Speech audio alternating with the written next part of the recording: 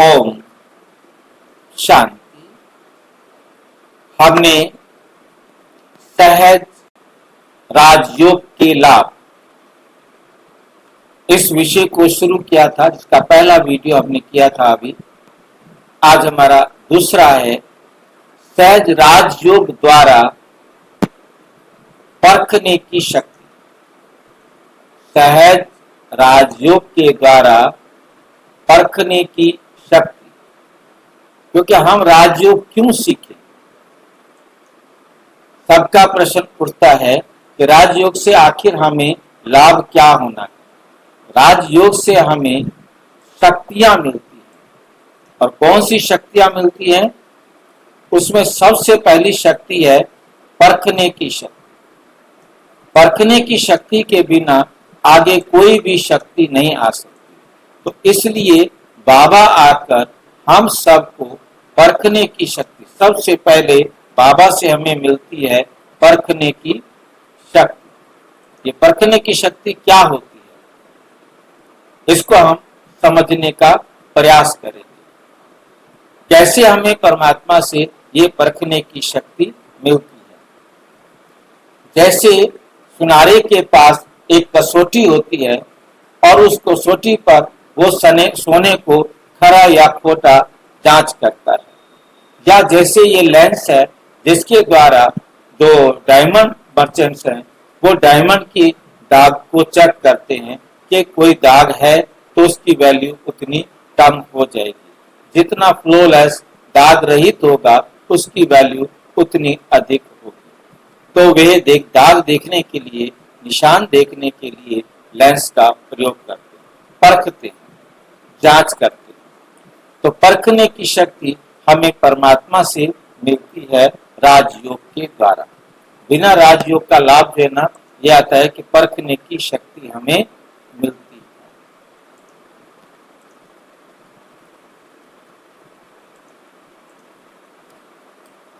क्यों जरूरी है परखने की शक्ति?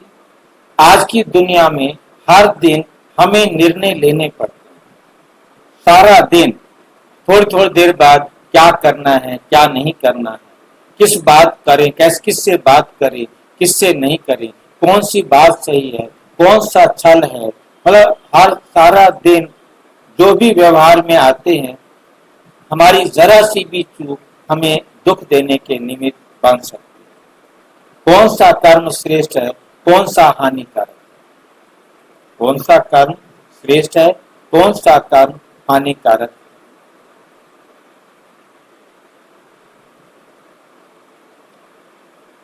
इन सब का उत्तर तभी मिलता है जब आत्मा में हो सच्ची परखने की शक्ति। और ये शक्ति कहां से आती है? सहज राजयोग से। जब आत्मा परम आत्मा से जुड़कर स्वयं को प्रकाशमय बनाती है। प्रकाशमय बनाती है। प्रकाशमय का क्या मतलब है? कौन बताएगा? अब बाबा की ज्ञान प्रकाश है, उसमें जब हम खुद को भरेंगे तब प्रकाशमय होंगे। ज्ञान प्रकाश, परमात्मा ज्ञान, ज्ञान का मतलब प्रकाश। तो बाबा हमें प्रकाशमय, ज्ञानमय बनाते। तो और ज्ञानमय, ज्ञान आकर परमात्मा देते हैं, और जिस ज्ञान से हम ज्ञानमय हो जाते हैं, प्रकाश देते हैं, तो हम प्रकाशमय हो जाते हैं।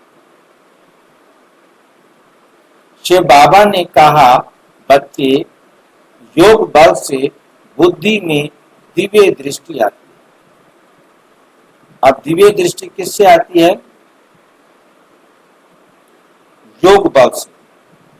क्या समझ रहे हैं? योग बल से हमें दिव्य दृष्टि मिलेगी। योग बल का दिव्य दृष्टि से क्या संबंध है?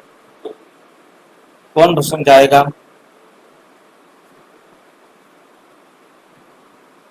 योग बल का दिव्य दृष्टि से क्या संबंध है? हाँ जी, दिव्य दृष्टि तो ज्ञान का चक्षु है ना। ज्ञान का तीसरा नेत्र।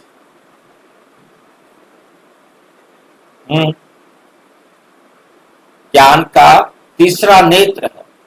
योग बल से बुद्धि में दिव्य दृष्टि आती है। कैसे आती है? कौन समझाएगा? योग बल किसे कहते हैं? बाबा के ज्ञान का अनुभव है योग बल। बाबा की श्रीमत पर चलने के हम जितने अनुभवी होते जाते हैं वो हमारा बल बढ़ता जाता है।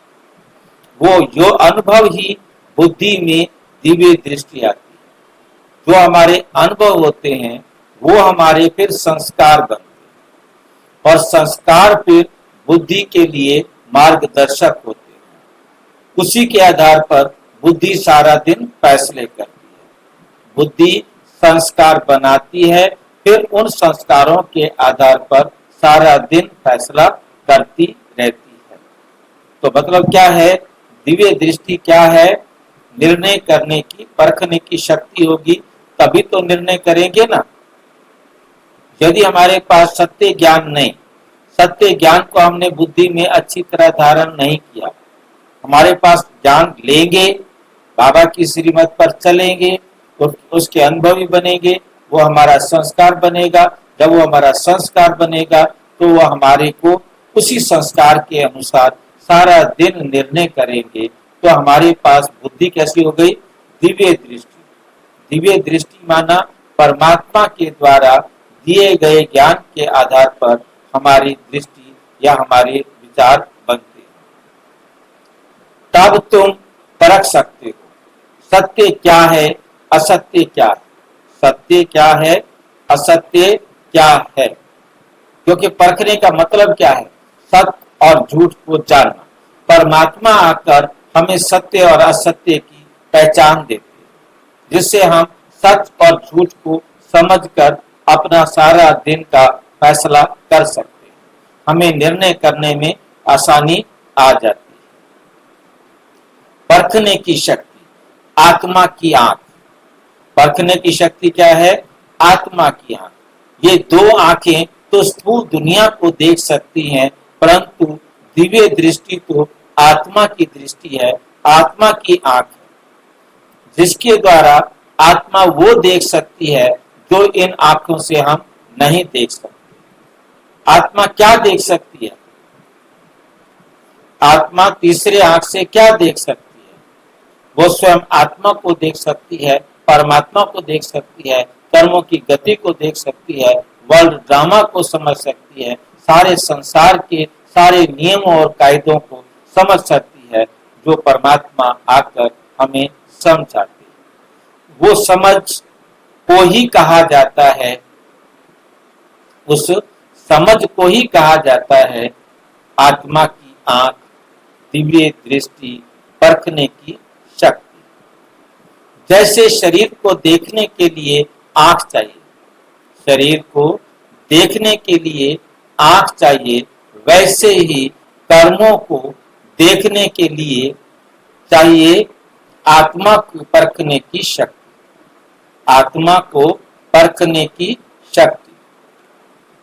उदाहरण, मान लीजिए दो व्यक्ति आपकी प्रशंसा कर रहे हैं। दो व्यक्ति आपकी प्रशंसा कर रहे हैं, एक सच्चे भाव से और दूसरा स्वार्थ भाव से।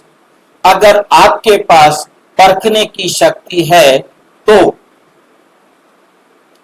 आप बिना शब्दों के पहचान लेंगे कौन सच्चा है, कौन सच्चा है। शिव बाबा ने कहा, बच्चे तुम्हें हर आत्मा को समझना है, तुम्हें हर आत्मा को समझना है। ये तभी होगा जब बुद्धि में हो दिव्य परख। जब हमारे पास दिव्य परख होगी तब हम आत्मा को पहचान सकेंगे, नहीं तो हम दिव्य बुद्धि के परख के बिना, परखने की शक्ति के बिना हम आत्मा को पहचान कैसे सकेंगे।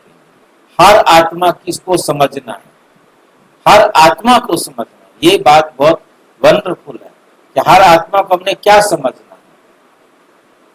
हमने उनके प्रति, सबके प्रति ये समझ, एक कॉमन समझ रखनी है कि वो एक्यूरेट एक्टर है, एक्यूरेट एक्टर है। और ये हम तभी समझ सकेंगे जब हमारे पास परख शक्ति है। नंबर 2 है राजयोग कैसे जागृत करता है ये शक्ति? जब आत्मा परमात्मा से जुड़ती है। आत्मा परमात्मा से जुड़ने का मतलब क्या होता है? कैसे आत्मा परमात्मा से जुड़ सकती है भाई? कभी आप जुड़े हैं परमात्मा से? आत्मा परमात्मा से कैसे जुड़ती है?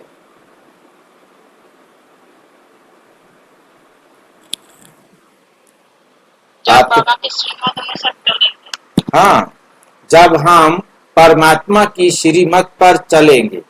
हमने परमात्मा की श्रीमत की उंगली पकड़ रखी है तो आत्मा परमात्मा से जुड़ी हुई है। मन शांत होता है, बुद्धि निर्बल होती है। मन क्या होता है? शांत, एकदम।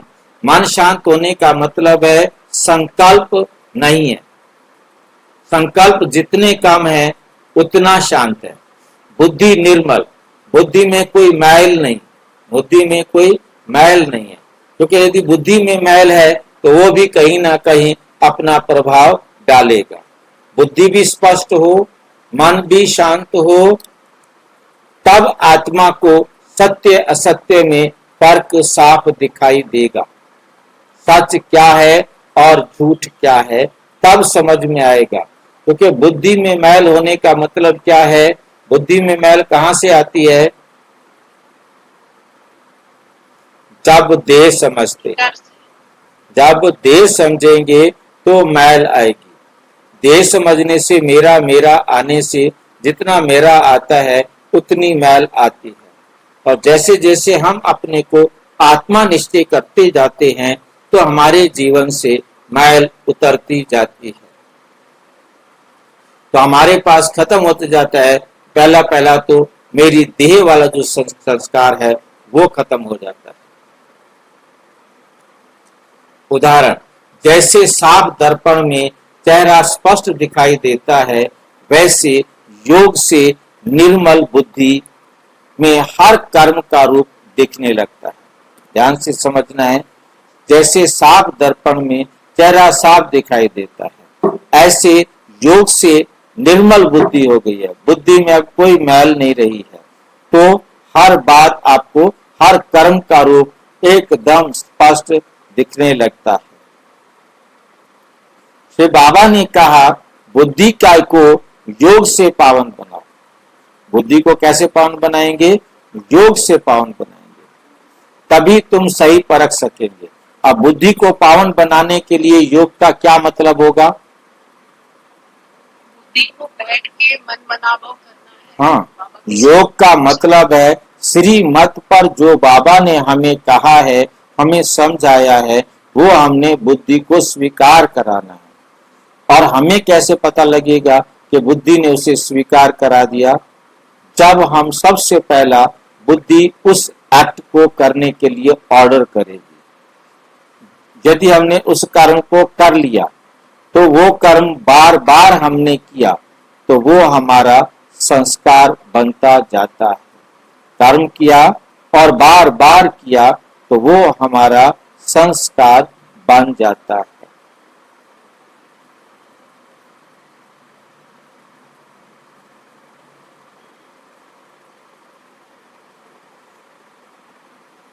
तभी तुम सही परख कर सकेंगे। जब वो संस्कार बन जाएगा ना, तब हम सही परख पहचान कर सकेंगे।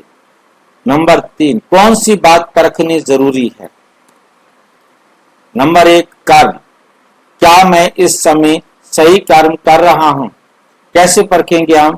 क्या मैं इस समय सही कर्म कर रहा हूं? इसको परखने के लिए कैसे परखोगे आप? मेरे कर्म से किसी को दुख तो नहीं हो रहा है। परंतु जरूरी तो नहीं है कि आपके कर्म से यदि किसी को दुख नहीं हो रहा वो सही कर्म है। आत्मा समझ के किया हुआ कर्म सही। हाँ, वो कर्म नंबर 1 आत्मा समझ कर किया गया कर्म। नंबर 2 उसके साथ जोड़ना पड़ेगा कि वो सर्व आत्माओं की, मेरे सहित सर्व आत्माओं की उन्नति में सहयोगी है। तो वो जो कर्म है वो सही है। और यदि वो हम आत्माओं को आत्मा समझकर कर्म करें और हम आत्माओं को मतलब जो है ना रोकने का निमित्त बन जाए, हम ऐसे कर्म करें या ऐसा सोचें तो जो मतलब अच्छा नहीं हो, तो वो सबको रोकने के निमित्त बन जाएगा। चढ़ने से चढ़ती कला की बजाय गिरती कला हो जाएगा। तो क्या कर्म मैं सही कर रहा हूं, ये सोच लेना है कि वो मेरे सहित सब आत्माओं की उन्नति में सहयोगी है, फिर तो ठीक है। संबंध, क्या ये संबंध मुझे ऊंचाई पर ले जाएगा? जितने भी संबंध के रिश्तेदार हैं, क्या ये मुझे ऊपर उड़ने देंगे? एक परमात्मा ही हम सारे संसार की आत्माओं को उड़ाकर ले जाते हैं।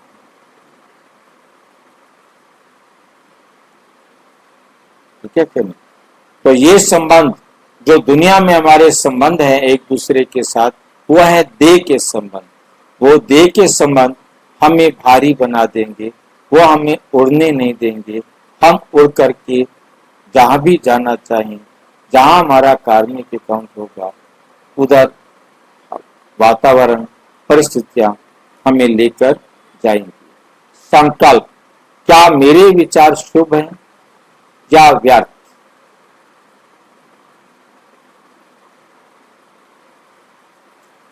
संग, क्या मैं सच्चे संग में हूं या मोह स्वार्थी के स्वार्थ में? क्या मैं सच्चे संग में हूं या मोह स्वार्थ में? या किसी प्रकार का मेरे को किसी में मोह तो नहीं है। संग सच्चा है, सच्चा संग हमें पता है, एक बाप के संग में है तो हम सच्चे संग में हैं, और नहीं तो फिर हम झूठ संग में हैं। शिव बाबा ने कहा, हर कदम चलने से पहले सोचो ये बाबा को पसंद है क्या।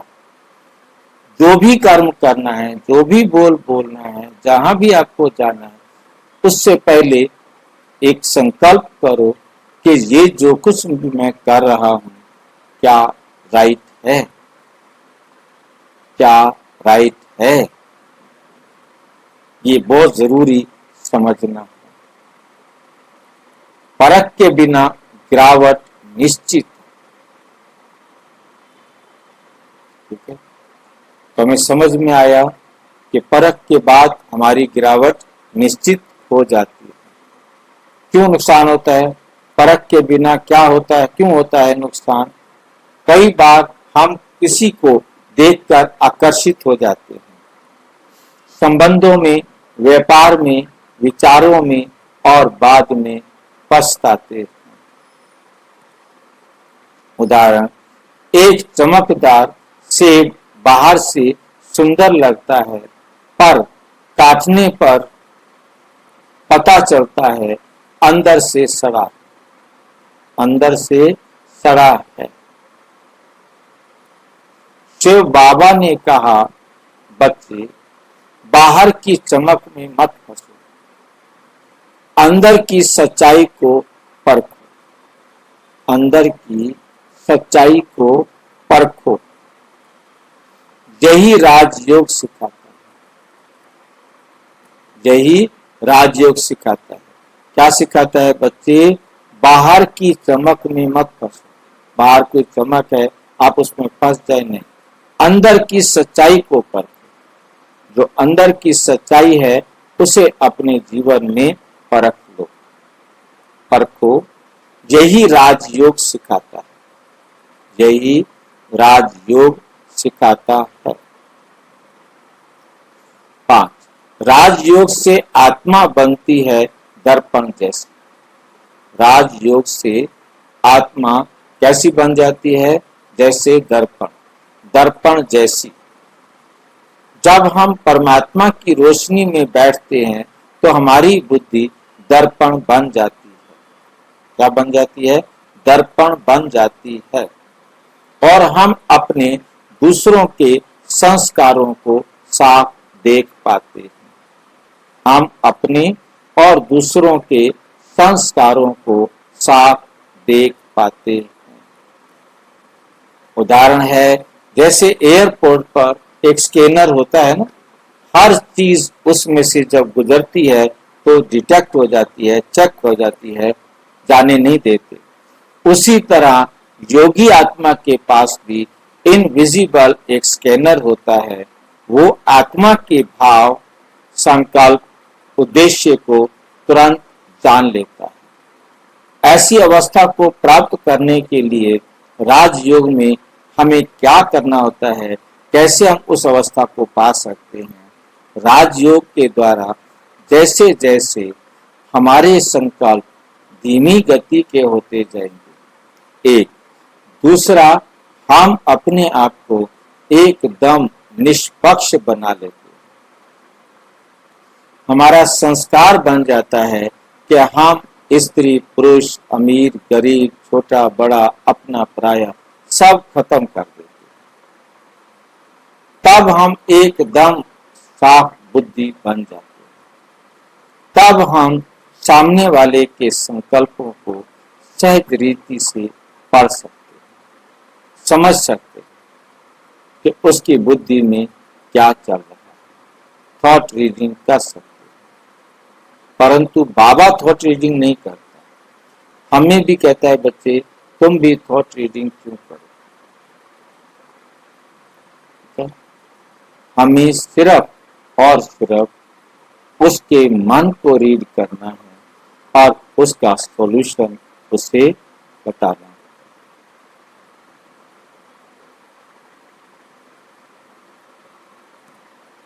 शिव बाबा ने कहा, बच्चे बाबा कहते हैं जो सच्चे योगी हैं उनकी बुद्धि क्या करती है? एक्सरे बन जाती है। क्या ये शक्ति स्वतः आती है या इसमें प्रयास करना पड़ता है? ये शक्ति धीरे धीरे बढ़ती है। जितना गहरा योग उतनी गहरी परख। उदाहरण के लिए सूर्य से जुड़ने पर रोशनी बढ़ती जाती है, वैसे ही परमात्मा के साथ रहने से हर दिन परख की क्लियरिटी साफ साफ होती जाती है। शिव बाबा ने कहा, बच्चे योग बल से हर शक्ति मिलती है, परख, निर्णय और सामना करने की। ये सब सहज योग की देन है। हम आठों शक्तियों का इस प्रकार से अध्ययन करेंगे कि आठों शक्तियां हमें कैसे कैसे प्राप्त होती हैं। तो आज हमने देखा परखने की शक्ति जो सबसे जरूरी है, उसके बिना हम आगे बढ़ ही नहीं सकते। बाबा आकर हमें सहज परखने की शक्ति देते हैं, जिसके द्वारा हम एकदम सरलता से सत्य और असत्य को समझ जाते हैं। निष्कर्ष निकलता है, परखने की शक्ति जीवन की दिशा, हमारी परखने की शक्ति हमारे पास है तो हम अपनी दिशा को निर्धारित कर सकते हैं। अगर परख है तो सही निर्णय ले सकते हैं और सही निर्णय सफल जीवन। सही निर्णय होगा तो हमारा जीवन ऑटोमेटिक सफल होगा, खुशनुमा होगा। तो आज का आह्वान है, चलो परमात्मा के साथ जुड़कर अपनी बुद्धि को रिफाइन करें और बने ऐसी आत्माएं जो सत्य को बिना बोले जान ले, बोले बिना ही सत्य को जान ले। शिव बाबा ने कहा, राजयोग योगी बुद्धि से ही भविष्य के राजा बनते हैं। उन्हें किसी भ्रम में नहीं आना चाहिए। सच्चाई को पहचान लो, पहचान हो गई, असली कौन नकली कौन, झगड़ा ही खत्म हो गया। हमें सच झूठ पता लग गया। अच्छा, ओम शांति। और विस्तार से जानने के लिए प्रजापिता ब्रह्मा कुमारी ईश्वरीय विश्वविद्यालय के किसी भी सेवा केंद्र पर संपर्क करें। और यदि कोई प्रश्न है तो 9213106986 पर केवल टेलीग्राम करें 9650692270 पर, केवल व्हाट्सएप करें, फोन नहीं। ओम शांति।